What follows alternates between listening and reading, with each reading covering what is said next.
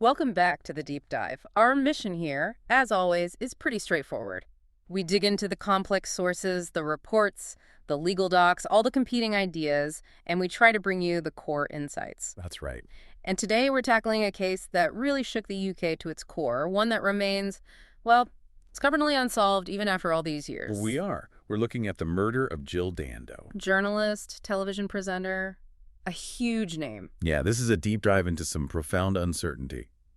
When Jill Dando was killed right on her own doorstep back in April 1999, the shock was just immense. Understandably. She wasn't just another journalist. People called her the Golden Girl of the BBC. She'd just been named BBC Personality of the Year in '97. And the irony, the terrible irony of her hosting Crime Watch. Exactly. She was helping solve the nation's biggest crimes, and then she becomes the center of one herself. It's just devastating. Our sources for this dive, they cover everything from the initial police work, Operation Oxborough, through the really contentious trial of Barry George. And his acquittal, of course. No. Right, his acquittal.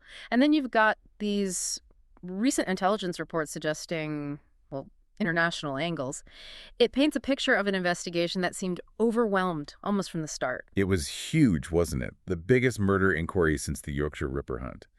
But it seems like it was crippled early on by conflicting evidence, particularly forensic evidence. And these two completely opposing ideas about who the killer could be. And that's the core tension we really need to unpack for you today. You've got these two main narratives fighting against each other. So, narrative one, the initial police theory. Yeah, that this was basically a spontaneous, maybe even clumsy attack by someone local, a disturbed individual, a loner.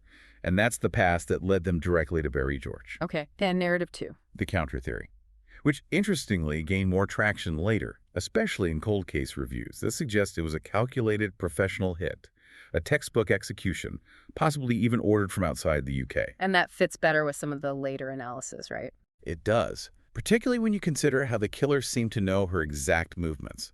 She was only at that house for a very short time that morning. Which raises massive questions about surveillance. Exactly. Capabilities that your average domestic loner just wouldn't have access to. It's a huge discrepancy. So before we really dive into the crime itself, the mechanics of it, I think we need to understand who Jill Dando actually was.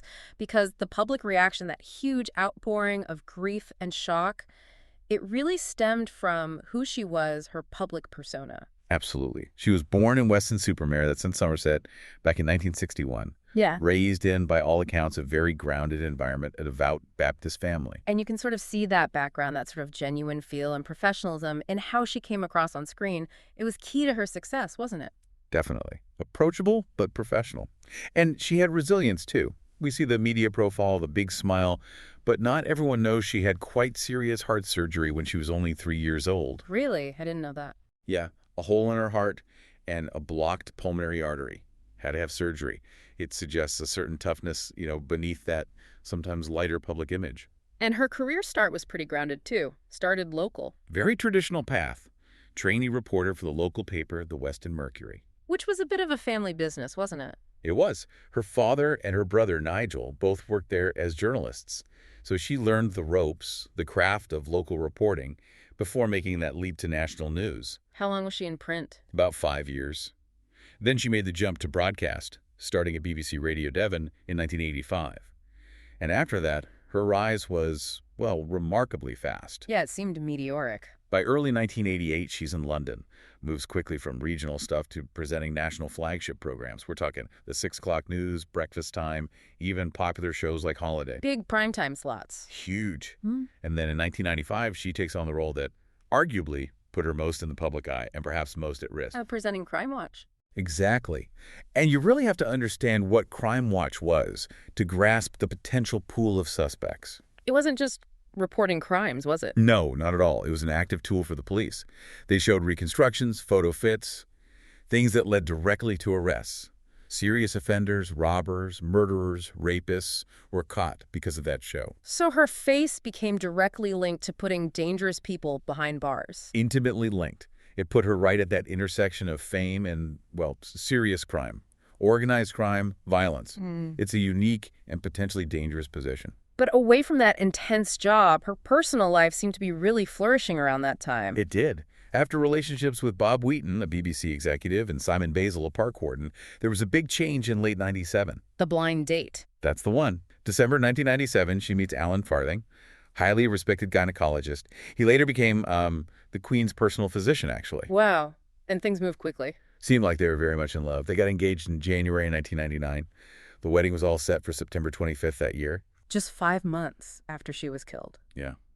Adds another layer of just awful tragedy to it all. And career-wise, she wasn't slowing down at all. She was really at the absolute top of her game. Absolutely peak. The very day before she was murdered, she just presented the first episode of a brand new show, Antiques Inspectors. Right, and she was lined up for the BAFTAs, too. Scheduled to host the British Academy Television Awards the following month.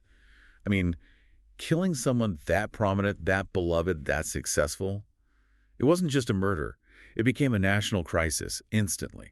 And you mentioned her brother, Nigel. He shared a memory in one of the sources, didn't he? Something about their childhood? It did, yeah. Talking about growing up in Weston-super-Mare, kind of grounding her back in that normal life before the fame, remembering things like eating sandblown lettuce sandwiches on the beach as kids. Yeah. It's a small detail, isn't it? Okay.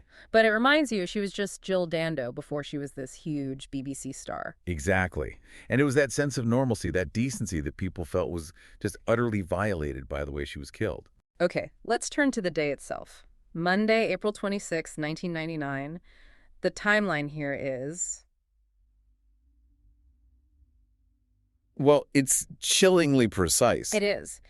Dando had been staying with her fiancé, Alan Farthing, over in Chiswick.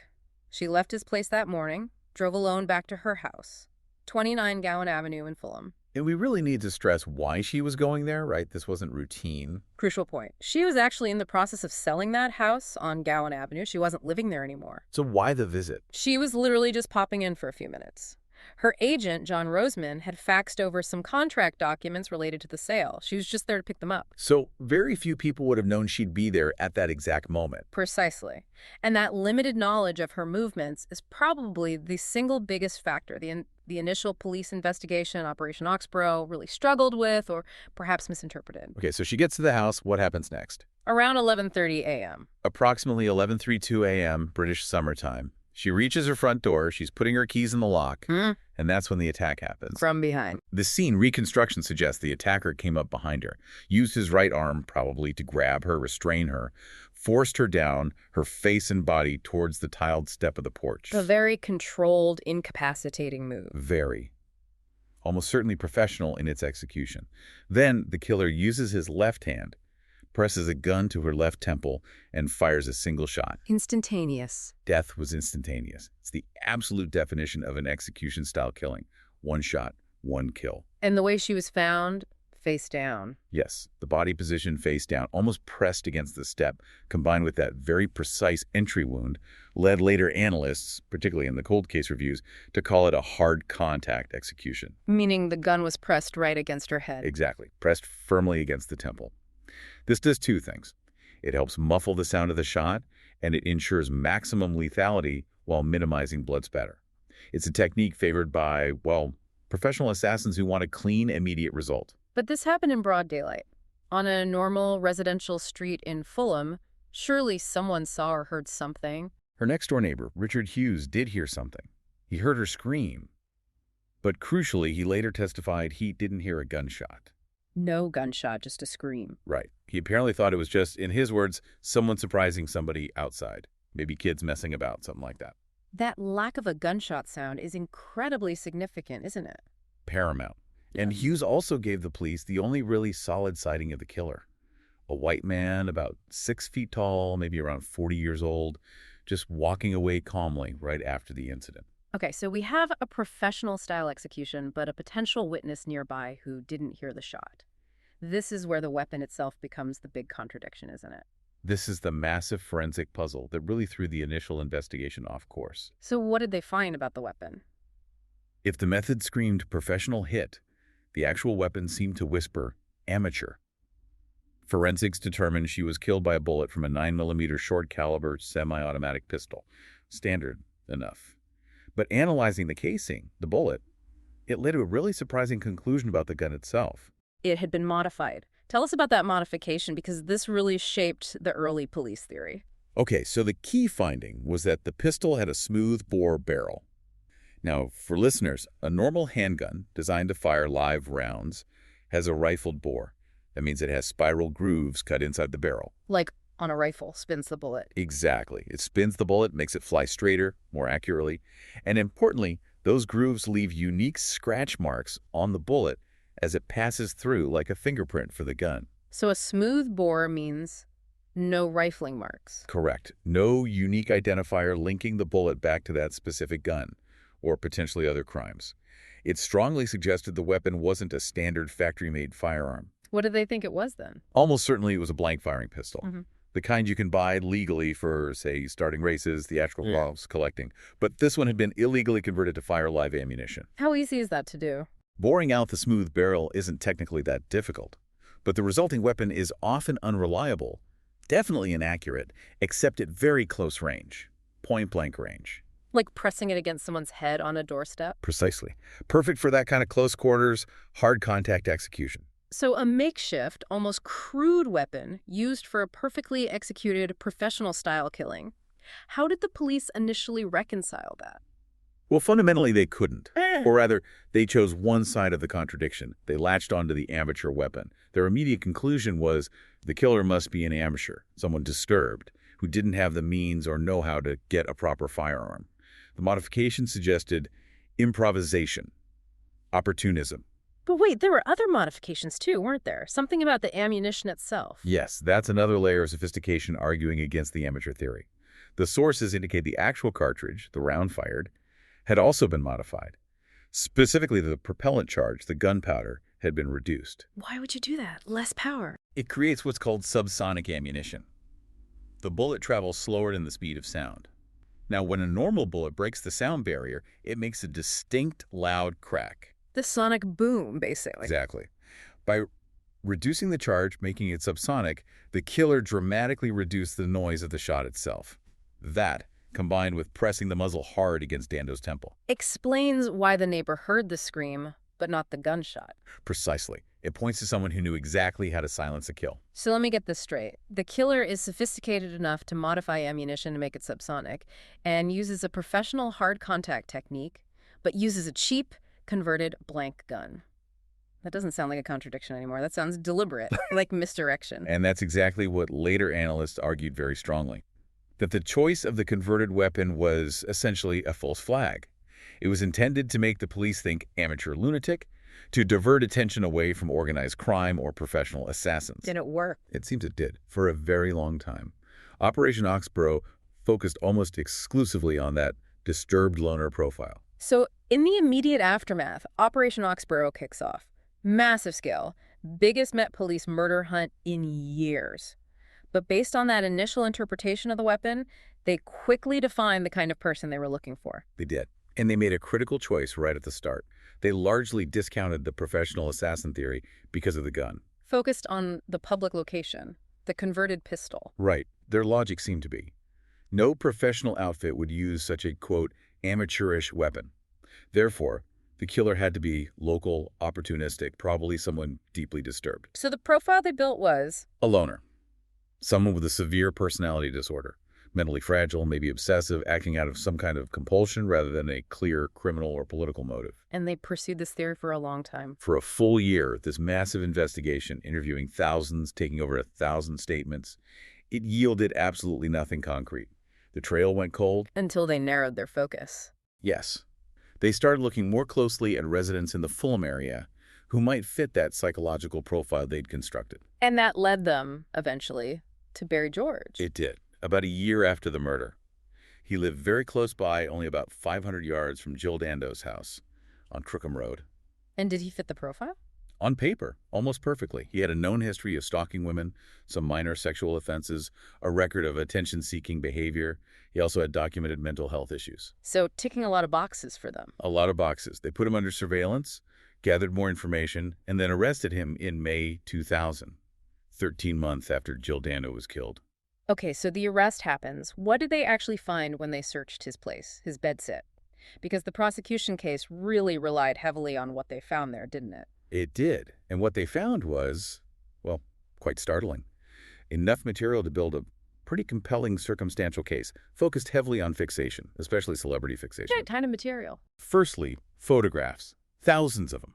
Over 4,000 photos he'd covertly taken.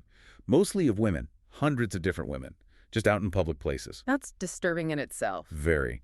Secondly, specific celebrity material. This was quite alarming. They found photos, newspaper articles, clippings, all relating to several well-known female TV personalities. People like Kieran Keating, Anthea Turner, Fiona Foster, Emma Freud. So a clear pattern of obsession with famous women on television. A vast, disturbing catalog, yes.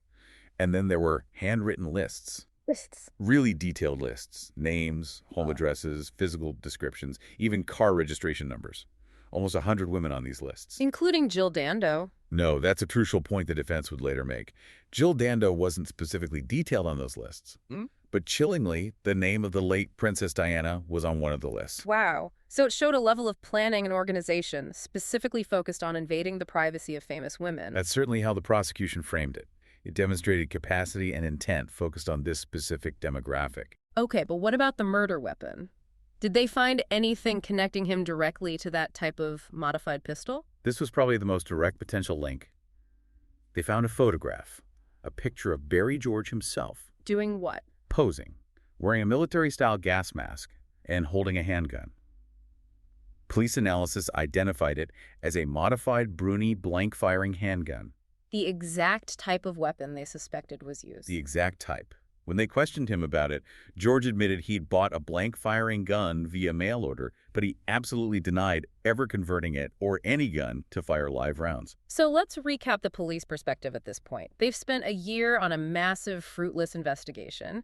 Now they have a guy who lives 500 yards away, fits their psychological profile perfectly, is obsessed with female celebrities, owns a photo of himself with the right type of modified weapon, and has a history of erratic behavior and violence. You can absolutely see how the focus narrowed, how the tunnel vision might have set in. The pressure to get a result on such a high-profile case must have been immense. Unimaginable. They were desperate, you have to assume, to confirm their amateur killer theory, and Barry George seemed to be the perfect fit, the embodiment of that theory. So the next challenge was turning all that circumstantial evidence in that one photo into a conviction in court. Exactly. Making the leap from strong suspicion to proof beyond reasonable doubt. Okay, so Barry George goes on trial at the Old Bailey, May 2001. The prosecution, led by Orlando Pownall QC, needs to tie all these threads together, the obsession, the photo, the proximity, and crucially find a direct link to the actual murder. That's right. They built their case, as we touched on, around two main pillars. First, George's clear, exaggerated interest in celebrities, combined with what they argued was his attempt to create a false alibi. And second, the forensic link, the physical evidence. Yes. Let's tackle that alibi manipulation first, because it seemed quite damning at the time. What was George's explanation for his movements? Well, when the police questioned him, he claims he'd been trying to remember exactly where he was and what he was doing on the day of the murder because he'd heard that a police photo fit of the suspect had been released, and he thought he might match the description. Okay, sounds plausible on the surface. Trying to be helpful. Except the prosecution completely demolished that claim. They brought in witnesses staff from a local disability health center George had visited, people from a taxi company he'd used around that time. And what did they say? They testified that George had been really agitated, asking them very specific questions about the precise dates and times of his appointments or visits on the day of the murder, even asking about what clothes he might have been wearing. Trying to reconstruct his day. Why was that suspicious? Because the prosecution produced police records proving definitively that the photo fit the image based on the neighbor Richard Hughes' sighting was not released to the public until 4 whole days after Jill Dando was killed. Ah. So he couldn't have been trying to check his memory against a photo fit he hadn't seen yet. Exactly. The prosecution argued his frantic attempts to pin down his timeline weren't about cooperating. They were about actively trying to construct a false alibi after he knew he might be under suspicion. It painted him as deceptive, conscious of guilt. That does sound bad. But circumstantial evidence about behavior, even deception, isn't usually enough on its own, is it? They needed that physical connection. They did, and this brings us to the absolute crux of the trial, and ultimately the reason the conviction fell apart years later, the firearms discharge residue, FDR. Right, the microscopic speck. Explain that for us. What is FDR and why was it so critical? Okay, so FDR, firearms discharge residue, is made up of tiny, tiny particles that get blasted out when a gun is fired. They come mainly from the primer in the bullet's percussion cap, usually contain elements like barium, antimony, lead. And these particles spray out. Yeah, in a sort of invisible plume of gas. Yeah. They land on the shooter's hands, clothes, hair, on the victim, and anything nearby. Finding these particles is a standard forensic technique. So where did they find FDR in George's case? They found a single microscopic particle of FDR inside the pocket of an overcoat, a Cecil G coat, that they seized from Barry George's flat. Just one particle. One particle. But the prosecution argued that this specific type of particle was consistent with the residue expected from the ammunition used to kill Jill Dando. And finding it inside the pocket was key. That was their argument. They claimed it meant George must have put the murder weapon, or perhaps the spent cartridge casing, into that coat pocket right after the shooting. This was presented as the smoking gun, the definitive physical link. Okay, that sounds powerful. Now let's bring in the defense. Michael Mansfield, QC, a very high-profile defense barrister, his job was to dismantle this, right? Absolutely. Mansfield had to attack the reliability of that single speck of FDR and simultaneously push the alternative theory, the professional hit. How did he challenge the FDR evidence? He was incredibly critical of it. His main line of attack was cross-contamination. Meaning the particle didn't get there from George firing the gun? Precisely. Mansfield argued that this single tiny speck wasn't unique enough to be conclusive proof. And more importantly, it was far more likely that it got onto the coat accidentally during the police investigation itself. How could that happen? Think about it. Operation Oxbow was huge, lots of police officers involved. Many of them would carry firearms themselves, or might have handled other firearms evidence from other cases, or been at firearms training. Mansfield suggested that one of these officers, during the search of George's flat, or the handling of the coat afterwards, could have inadvertently transferred that microscopic particle from their own person or equipment onto the coat. Plausible deniability, undermining the chain of custody, essentially. Exactly, raising serious doubts about the integrity of that single piece of forensic evidence. And did the defense address the obsession angle? George clearly was obsessed with celebrities. They did. They pointed out something quite significant. Despite the thousands of photos and detailed lists George had of other female celebrities, like Princess Diana and Thea Turner, there was actually no specific material relating directly to Jill Dando found in his flat. No address noted down, no specific photos of her like the others. So if she was his ultimate target, why wasn't she cataloged like the others? That was the defense's question. It slightly undermined the obsessed fan-turned-killer narrative the prosecution was pushing. And crucially, Mansfield formally introduced the alternative, the Serbian connection. Suggesting she was killed by professionals? Yes, arguing it was potentially ordered by figures like the Serbian warlord Arkan as retaliation for NATO's bombing of Serbia, especially given Dando's recent appeal for Kosovan refugees, planting the seed of reasonable doubt. So, a complex defense strategy, but initially it didn't work. No. Despite Mansfield's arguments, the jury was clearly persuaded by the combination of George's behavior, the alibi issues, the weapon photo, and what they were told was a definitive forensic link with the FDR. On July 2, 2001, they found him guilty. By what margin? A majority verdict, 10-1. He was sentenced to life imprisonment. But that wasn't the end of the story. There was immediate unease about the conviction, wasn't there? Based on that single particle. Widespread concern, especially in legal and forensic science circles. George appealed twice, but failed both times. However, during that period, the scientific understanding and interpretation of FDR evidence, particularly single particle finds, was evolving rapidly. The science itself was being questioned. Exactly. Experts became much more cautious about declaring a definitive link based on such minimal evidence, especially given the high risk of contamination. Leading to the third appeal. Yes. In November 2007, his third appeal finally succeeded. The crucial decision was that the FDR evidence, that single particle, was now considered too unsafe, too unreliable, too potentially contaminated to be put before a jury as proof of guilt. So the core physical evidence was thrown out.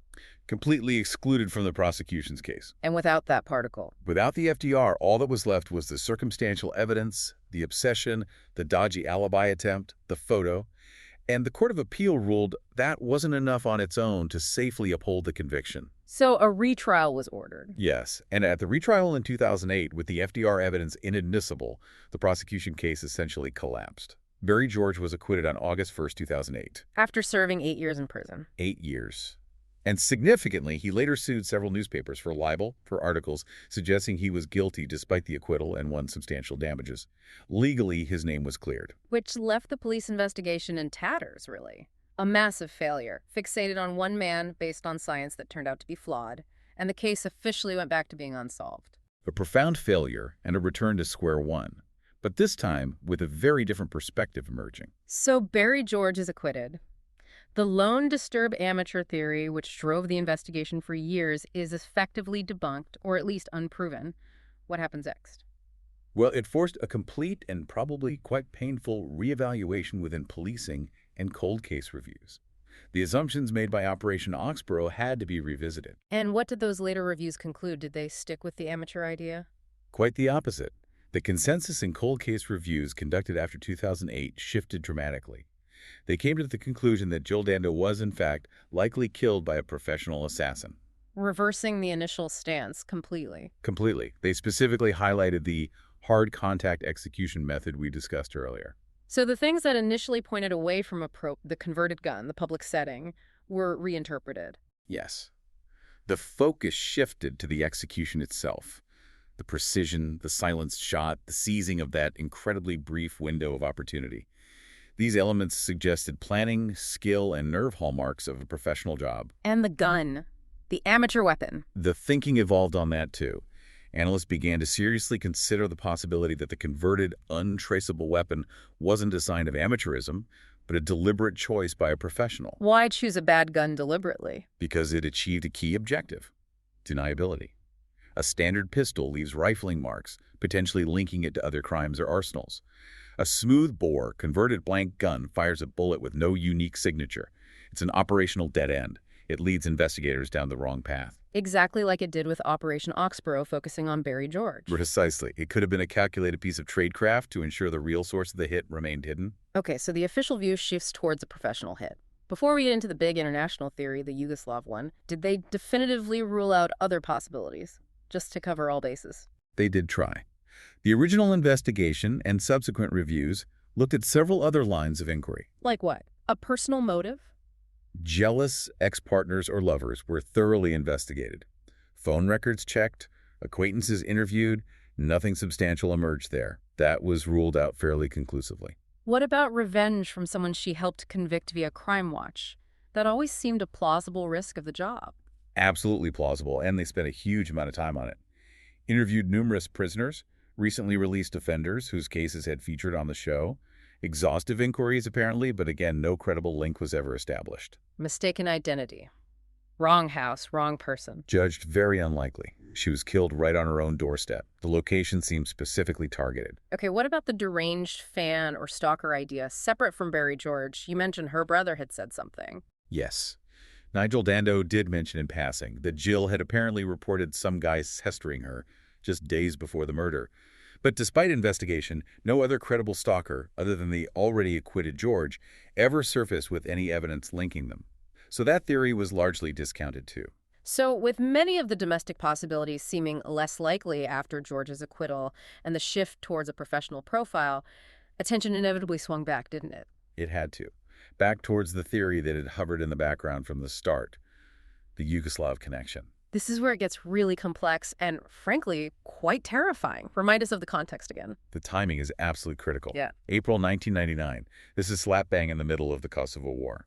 NATO forces, including the UK, are conducting a heavy bombing campaign against Serbia, trying to halt Slobodan Milosevic's campaign of ethnic cleansing against Kosovar Albanians. And Jill Dando gets caught up in this how? Potentially in two ways.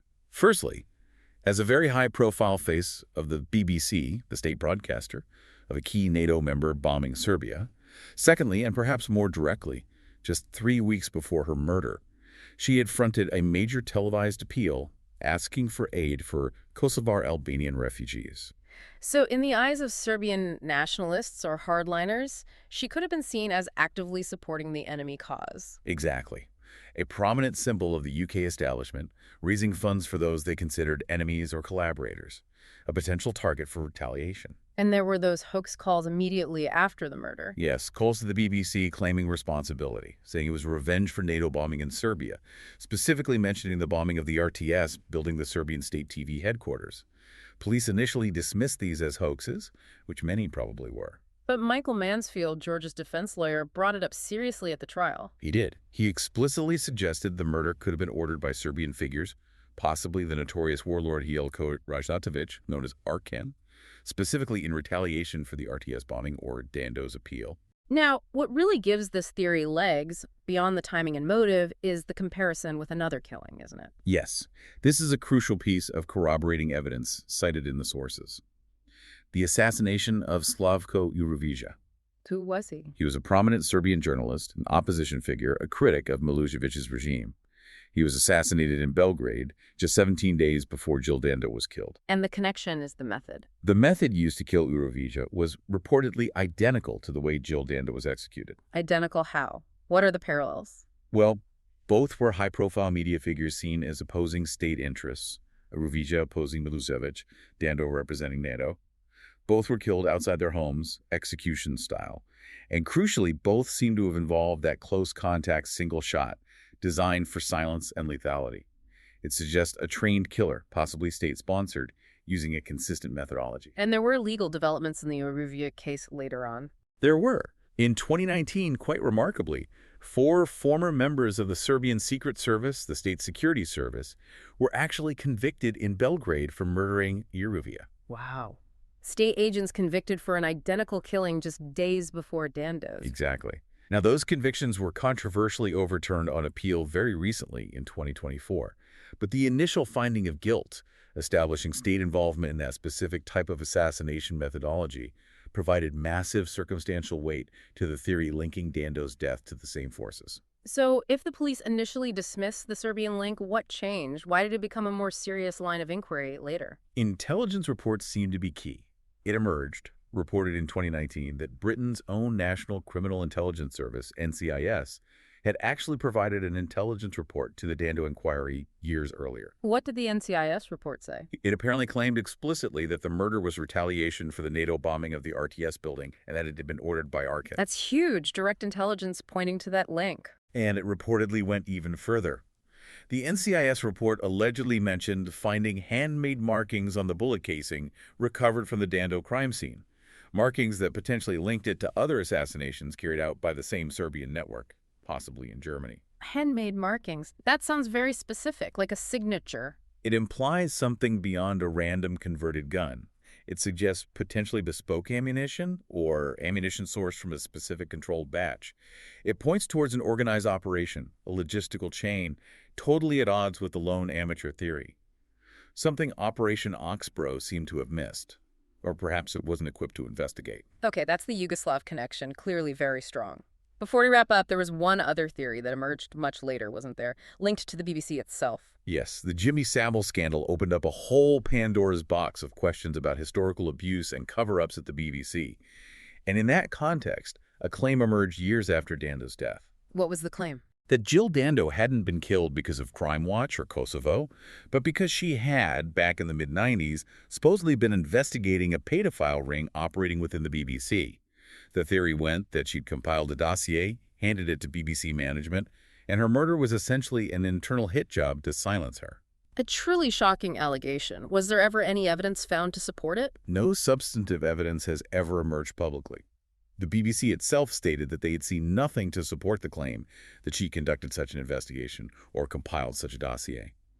It remains one of the many theories that swirl around an unsolved case, fueled perhaps by the lack of closure, the later civil revelations, but it hasn't become an official evidence-based line of inquiry. So we're left with this stark contrast. The simple, obsessive loner versus the complex, state-sponsored, international hit. And that contrast really highlights the fundamental problem with the initial investigation.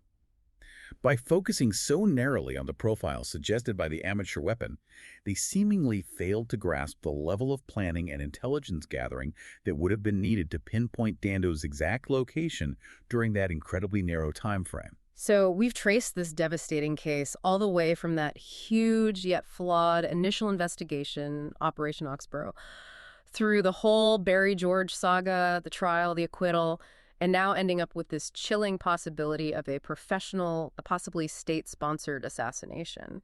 The legacy of this case really is defined by that clash between two completely different narratives, isn't it? It really is. And the central challenge, the intellectual puzzle of the Jill Dando murder, Right. remains trying to reconcile the weapon, that modified smoothbore pistol that screamed amateur, with the execution itself, which screamed professional.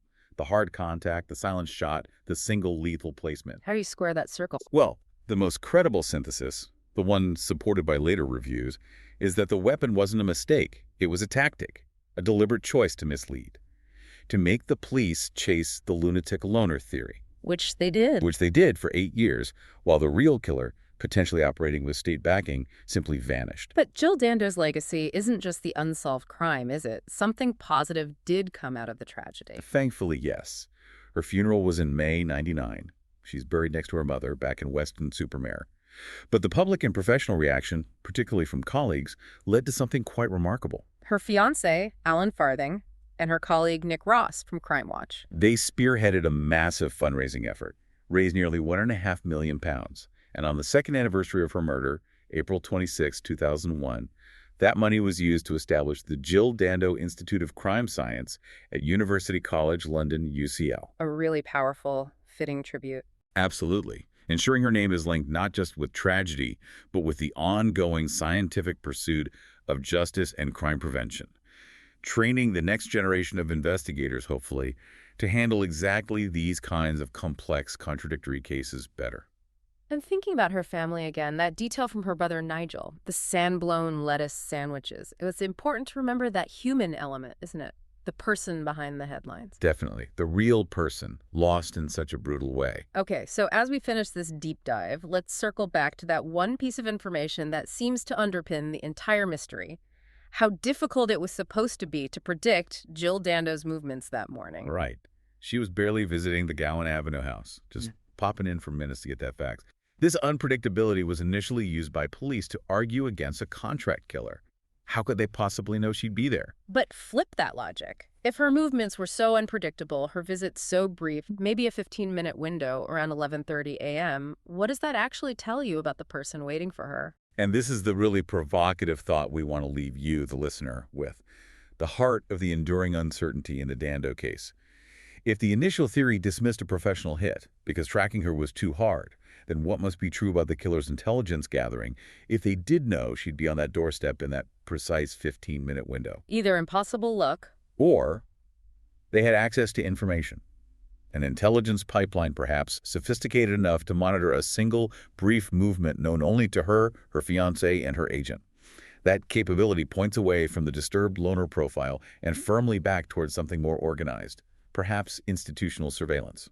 leaving us wondering still, after all these years, was this personal? Or was it political? A message sent via a brutally efficient professional killing, ordered from afar, ensuring the assassin simply walked away, never to be caught. That is the question that still haunts this case and British justice.